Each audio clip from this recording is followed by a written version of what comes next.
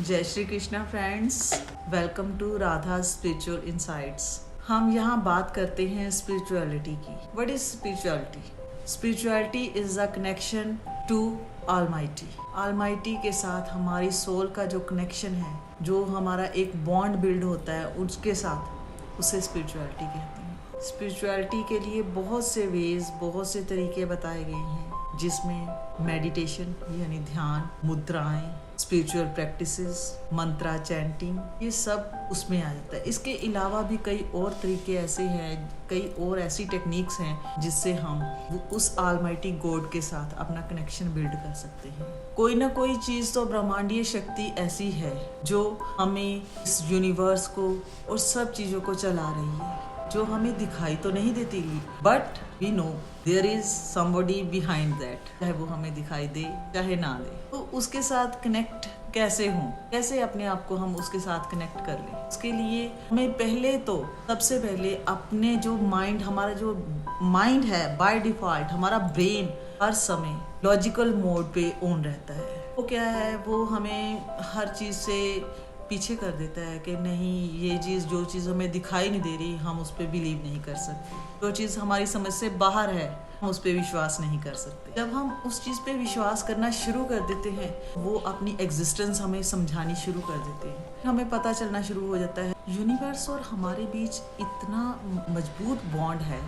जो यूनिवर्स में जहाँ भी जो भी प्लैनेट है, वो जैसे भी अपनी पोजीशन चेंज करते हैं, जो भी सूरज, मून, जो भी चीज़ें हैं, उन सभी चीज़ों का हमारी लाइफ पे डायरेक्ट प्रभाव पड़ता है। वो हमें डायरेक्टली इन्फ्लुएंस करते हैं। अगर तो हमारे मूड स्विंग्स, जैसे चंद्रमा या मून साइकिल्स जैसे चलते हैं, हमारे मूड स्विंग्स हम देख सकते हैं। अगर हम कॉन्शियस होकर अपने आप को ऑब्जर्व करना शुरू करें कि हम कब खुश होते हैं, हमें क्यों गुस्सा आ जाता है, हमें ये सारी चीजें क्यों फील हो रही है, कभी हम खुश हो जाते हैं, कभी हम किसी भी तरह का रिएक्ट करना शुरू कर देते हैं, जबकि वो हमारा ऐसा नेचर नहीं होता है, फिर भी हमें वो चीज़ें फील होती हैं, क्योंकि वो सारी चीज़ें जैसे जैसे प्लैनेट्स की जो पोजीशन होती है, प्लैनेटरी पोजीशन हमारे ब्रेन पे, हमारी बॉडी पे, हमारी सोल पे इफेक्ट डालती है, उसके अकॉर्डिंगली हम एक्ट करना शुरू कर देते हैं। लेकिन जैसे जैसे हम स्पिरिचुअलिटी के साथ कनेक्शन में आ जाते हैं, हम इन चीज़ों को ऑब्जर्व करना शुरू करते हैं कि हमें ऐसा क्यों हो रहा है। थोड़ा हमें अपने आप को कॉन्शियस होकर देखना होगा कि जैसे हम अपने आप को कॉन्शियसली देखेंगे, ऑब्जर्व करेंगे कि हम ऐसा रिएक्ट कर गए, तो उसके पीछे का रीज़न क्या था। जब हम उस रीज़न पे जाएंगे, ये तब की बात है जब हम काफ़ी आगे स्पिरिचुअलिटी में काफ़ी आगे पहुंच जाएंगे।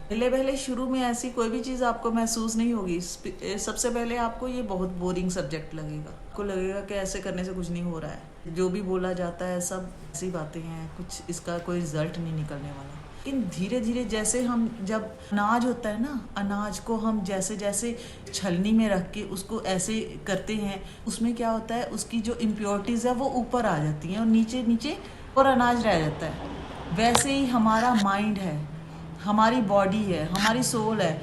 जैसे जैसे हमें ऐसे स्पिरिचुअलिटी में जाते हैं, तो वो हमारी ऐसे जैसे छन्नी में अनाज करके वो करते, तो उसमें हमारी इम्प्योरिटीज़ निकलनी शुरू होती है। सबसे पहले इम्प्योरिटीज़ बाहर निकलती हैं।